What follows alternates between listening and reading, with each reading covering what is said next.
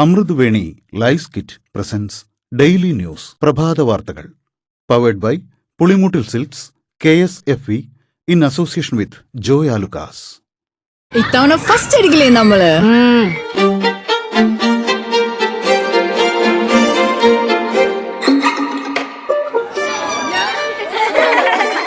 കുട്ടികൾക്കൊക്കെ പെയിൻ ശല്യം ഉണ്ടാകും. അതുകൊണ്ട് ലൈസ് കിറ്റ് ഉപയോഗിച്ച് ക്ലാസ്സിൽ വരാൻ പ്രത്യേക ശ്രദ്ധിക്കണം. ലൈസ് കിറ്റ് ലൈസ് റിമൂവർ പെയിൻ ശല്യത്തിൽ നിന്നും ഉടനടി ആശ്വാസം. നമസ്കാരം, ഞാൻ ഡെയ്സി ബിജു. ഡെയിലി ന്യൂസിന്റെ പ്രഭാത വാർത്തകളിലേക്ക് സ്വാഗതം. ഇന്ന് ജൂൺ 6 ശനിയാഴ്ച. കനത്ത മഴ മൂലം കോഴിക്കോട്, കണ്ണൂർ, കാസർഗോഡ്, വയനാട് ജില്ലകളിലെ വിദ്യാഭ്യാസ സ്ഥാപനങ്ങൾക്ക് ഇന്ന് ജില്ലാ കളക്ടർമാർ അവധി പ്രഖ്യാപിച്ചു. പ്രൊഫഷണൽ കോളേജുകൾ, കേന്ദ്രീയ വിദ്യാലയങ്ങൾ, മദ്രസകൾ, അങ്കണവാടികൾ ഉൾപ്പെടെ എല്ലാ വിദ്യാഭ്യാസ സ്ഥാപനങ്ങൾക്കും അവധി ബാധകമായിരിക്കും. അടുത്ത 5 ദിവസത്തേക്ക് അതിശക്തമായ മഴയ്ക്ക് സാധ്യതയുണ്ടെന്ന് കാലാവസ്ഥാ വകുപ്പ്. ഗോവ തീരത്തിനു മുകളിലെ ചക്രവാത ചുഴിയാണ് മഴ ശക്തമാകാൻ കാരണം. വയനാട്ടിൽ റെഡ് അലർട്ട്, മേപ്പാടിയിൽ കർശന നിയന്ത്രണം. കനത്ത മഴയെ തുടർന്ന് കോഴിക്കോട് ജില്ലയിലെ വിലങ്ങാട് ഉൾപ്പെടെയുള്ള മലയോര മേഖലകളിൽ ഉരുൾപൊട്ടൽ ഭീഷണി. ഈ പ്രദേശങ്ങളിലെ ജനങ്ങളെ സുരക്ഷിത സ്ഥാനങ്ങളിലേക്ക് ഉടൻ മാറ്റിപ്പാർപ്പിക്കാൻ ജില്ലാ കളക്ടർ ഉത്തരവിട്ടു. CMRL എക്സാലോജിക് മാസപ്പടി കേസിൽ ശക്തമായ നടപടികളുമായി മുന്നോട്ടു പോകാൻ എൻഫോഴ്സ്മെന്റ് ഡയറക്ടർ നിർദ്ദേശം നൽകി. അന്വേഷണവുമായി മുന്നോട്ടു പോകാൻ ഹൈക്കോടതി ഇന്നലെ അനുമതി നൽകിയിരിക്കെ എൻഫോഴ്സ്മെന്റ് ഡയറക്ടറേറ്റിന്റെ ഉന്നതതല യോഗത്തിലാണ് ഡയറക്ടറുടെ നിർദ്ദേശം. യോഗത്തിൽ അന്വേഷണ പുരോഗതി ചർച്ച ചെയ്തു. ഓപ്പറേഷൻ തൂഫാൻ മയക്കുമരുന്ന് വേട്ടയിൽ രാജ്യാന്തര ലഹരിക്കടത്ത് സംഘത്തലവരായ 2 വിദേശികളെ അറസ്റ്റ് ചെയ്തെന്ന് ആഭ്യന്തരമന്ത്രി രമേശ് ചെന്നിത്തല.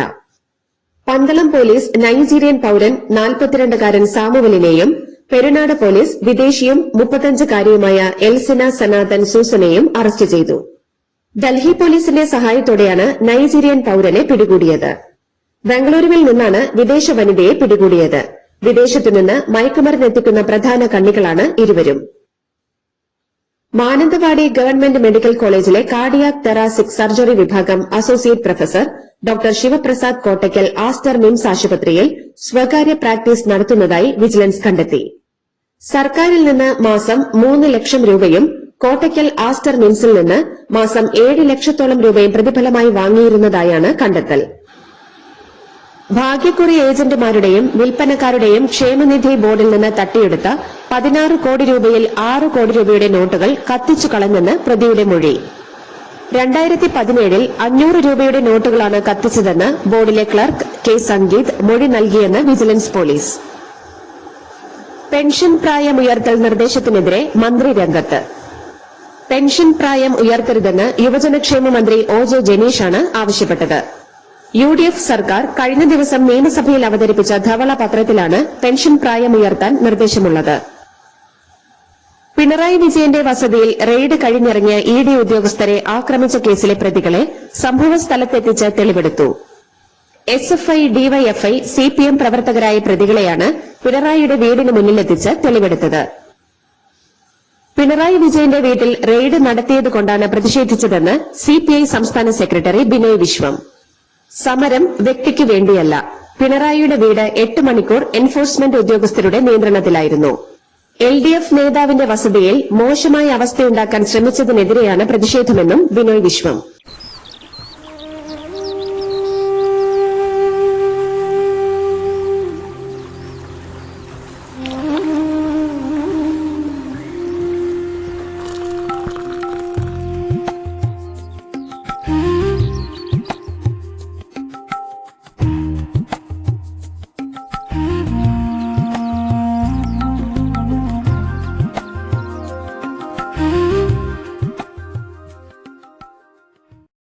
സാംസ്കാരിക സ്ഥാപനങ്ങളിലെ ഉദ്യോഗസ്ഥർക്ക് താൽക്കാലിക ചുമതല അനുവദിച്ച് ഉത്തരവ് പുറപ്പെടുവിക്കാൻ സാംസ്കാരിക വകുപ്പ് മന്ത്രി PC വിഷ്ണുനാഥ് നിർദ്ദേശിച്ചു.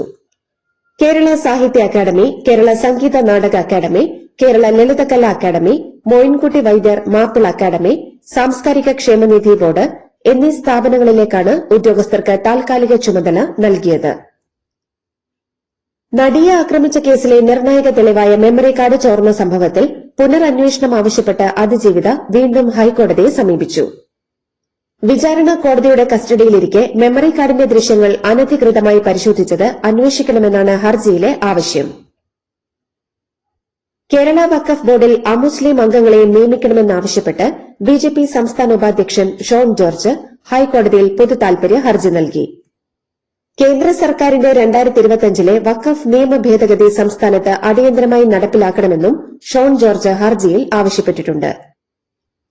മലപ്പുറം കൊണ്ടോട്ടി പെരിയമ്പലത്ത് ട്രാവലറും ടിപ്പർ ലോറിയും കൂട്ടിയിടിച്ച് ട്രാവലറിന്റെ ഡ്രൈവർ മരിച്ചു. 10 പേർക്ക് പരിക്കേറ്റു. 5 പേരുടെ നില ഗുരുതരമാണ്. കൊട്ടിയൂർ തീർത്ഥാടകർ സഞ്ചരിച്ച വാഹനമാണ് പുലർച്ചെ 2 മണിയോടെ അപകടത്തിൽപ്പെട്ടത്.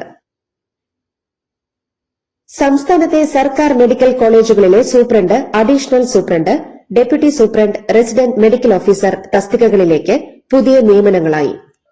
തിരുവനന്തപുരം മെഡിക്കൽ കോളേജിൽ ഡോക്ടർ ജയചന്ദ്രൻ സൂപ്രണ്ടായി തുടരും. എറണാകുളം മെഡിക്കൽ കോളേജിൽ ഡോക്ടർ അനൂപ് ജോസഫിനെയും, തൃശൂരിൽ ഡോക്ടർ ലിജോ കൊള്ളനൂരിനെയും, കോട്ടയത്ത് ഡോക്ടർ ടി ജി തോമസിനെയും, ഇടുക്കിയിൽ ഡോക്ടർ ഹരീഷ് ചന്ദ്രനെയും, ആലപ്പുഴയിൽ ഡോക്ടർ ലക്ഷ്മിയെയും സൂപ്രണ്ടായി നിയമിച്ചു. മാനസികമായി പീഡിപ്പിക്കുന്നുവെന്ന PG വിദ്യാർത്ഥികളുടെ പരാതിയിൽ കോഴിക്കോട് മെഡിക്കൽ കോളേജിലെ 2 അധ്യാപകർക്കെതിരെ നടപടി. സൈക്യാട്രി വിഭാഗത്തിലെ അധ്യാപകരായ ഡോക്ടർ അനിതകുമാരി, ഡോക്ടർ സ്മിത എന്നിവരെ സ്ഥലം മാറ്റി. CMRL എക്സാലോജിക് മാസപ്പടി കേസിൽ മുഖ്യമന്ത്രി പിണറായി വിജയനാണ് യഥാർത്ഥ പ്രതിയെന്ന് BJP നേതാവ് ഷോൺ ജോർജ്. മകൾ വീണ ഇടനിലക്കാരി മാത്രമാണ്. പണം വീണയ്ക്ക് നൽകേണ്ട സാഹചര്യം കമ്പനിക്കില്ല. പണം യഥാർത്ഥത്തിൽ പിണറായി വിജയനുള്ളതാണ്, ഷോൺ ജോർജ് പറഞ്ഞു. ഇടതു സർക്കാർ നടപ്പാക്കിയ 3 പദ്ധതികൾക്ക് ദേശീയ അംഗീകാരം. കെ സ്മാർട്ട്, ഡിജി കേരളം, പാലിയേറ്റീവ് കെയർ എന്നിവയെ മികച്ച മാതൃകകളായി പഞ്ചായത്ത് രാജ് മന്ത്രാലയം റിപ്പോർട്ടിൽ ഉൾപ്പെടുത്തി. തമിഴ്നാട് BJP മുൻ അധ്യക്ഷൻ കെ അണ്ണാമലൈ ആരംഭിച്ച പുതിയ രാഷ്ട്രീയ പാർട്ടിക്ക് വൻ ജനപിന്തുണ. അദ്ദേഹം വി ദ ലീഡേഴ്സ് രാഷ്ട്രീയ പ്രസ്ഥാനം ആരംഭിച്ച് 8 മണിക്കൂറുകൾക്കകം 8 ലക്ഷത്തിലധികം പേർ പാർട്ടിയിൽ അംഗങ്ങളായി. BJP തമിഴ്നാട് മുൻ സംസ്ഥാന അധ്യക്ഷൻ കെ അണ്ണാമലൈ പാർട്ടി വിട്ടതിന് പിറകെ തമിഴ്നാട്ടിൽ കൂട്ടരാജി. BJP സംസ്ഥാന ഉപാധ്യക്ഷൻ കരൂർ നാഗരാജനടക്കം 15 പേർ പാർട്ടിയിൽ നിന്ന് രാജിവെച്ചു. തമിഴ്നാട്ടിൽ BJP മുൻ അധ്യക്ഷൻ കെ അണ്ണാമലൈ തമിഴ് ജനതയെ കബളിപ്പിക്കുകയാണെന്ന് കോൺഗ്രസ്. ദ്രാവിഡ മണ്ണിൽ സ്വാധീനമുറപ്പിക്കാൻ BJPയും RSSും പുതിയ മുഖംമൂടി അണിയുകയാണെന്ന് കോൺഗ്രസ് നേതാവ് മാണിക്കം ടാഗോർ ആരോപിച്ചു.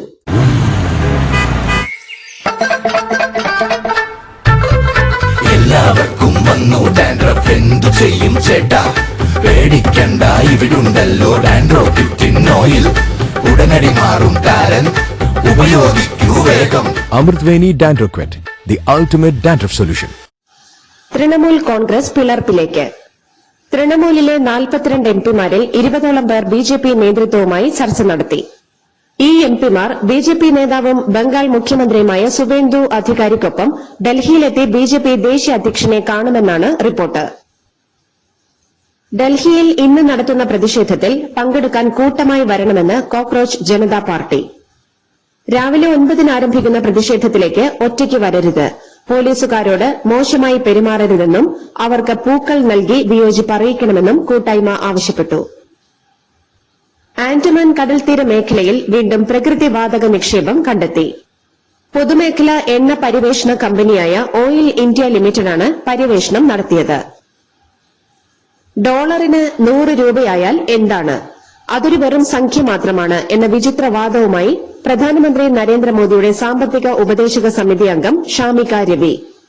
അമേരിക്കൻ ഡോളറിനെതിരെ ഇന്ത്യൻ രൂപയുടെ മൂല്യം 3 അക്കത്തിലേക്ക് ഇടിഞ്ഞേക്കുമെന്ന ആശങ്കയ്ക്കിടെയാണ് ഈ പ്രതികരണം. ഇന്ത്യ അമേരിക്ക വ്യാപാര കരാറിലെ ചർച്ചകൾ ക്രിയാത്മകമാണെന്ന് വിദേശകാര്യ മന്ത്രാലയം. ധാരണയും കരാറും ഉടനെ ഉണ്ടാകുമെന്ന് വിദേശകാര്യ മന്ത്രാലയം വാർത്താസമ്മേളനത്തിൽ വ്യക്തമാക്കി. ഇന്ത്യൻ മാധ്യമ പ്രവർത്തകനോട് വംശീയത കലർന്ന അധിക്ഷേപവുമായി US president Donald Trump. White ഹൌസിലെ ഓവൽ ഓഫീസിൽ മാധ്യമങ്ങളോട് സംസാരിക്കവെയാണ് ട്രംപിന്റെ പരാമർശം. നിങ്ങൾ ഇന്ത്യയിൽ നിന്നാണോ എന്ന് ചോദിച്ച ട്രംപ് ജർമ്മനിയിൽ നിന്നാണെന്നാണ് കരുതിയതെന്നും പറഞ്ഞു. ഇറാൻ യുദ്ധത്തിനിടെ ഇസ്രായേൽ, അസർബൈജാൻ അടക്കമുള്ള രാജ്യങ്ങളെ തങ്ങളുടെ രഹസ്യ സൈനിക താവളമായി ഉപയോഗിച്ചെന്ന് റിപ്പോർട്ട്. ആഫ്രിക്കൻ രാജ്യമായ സോമാലിലാൻഡിലും പശ്ചിമേഷ്യയിലെ ചില രാജ്യങ്ങളിലും ഇസ്രായേലിന്റെ രഹസ്യ താവളങ്ങൾ പ്രവർത്തിക്കുന്നതായും അമേരിക്കൻ ചാനലായ CNN റിപ്പോർട്ട് ചെയ്തു. അമേരിക്കയുമായുള്ള ചർച്ചകൾ വഴിമുട്ടിയെന്നും യുദ്ധം വ്യാപിപ്പിക്കാൻ മടിക്കില്ലെന്നും ഇറാൻ പരമാധികാരി അയത്തുള്ള മുജ്തബ ഖമനേയിയുടെ ഉപദേഷ്ടാവ് മൊഹസിൻ റിയാസി. ഉത്തരവാദി അമേരിക്കൻ പ്രസിഡന്റ് ട്രംപാണ്. ട്രംപ് മറുപടി പറയണം, അല്ലെങ്കിൽ കറുത്ത കാലം വരുമെന്നും അദ്ദേഹം പറഞ്ഞു. ഇറാന്റെ ഇടപെടലുകൾ വേണ്ടെന്ന് ലെബനൻ.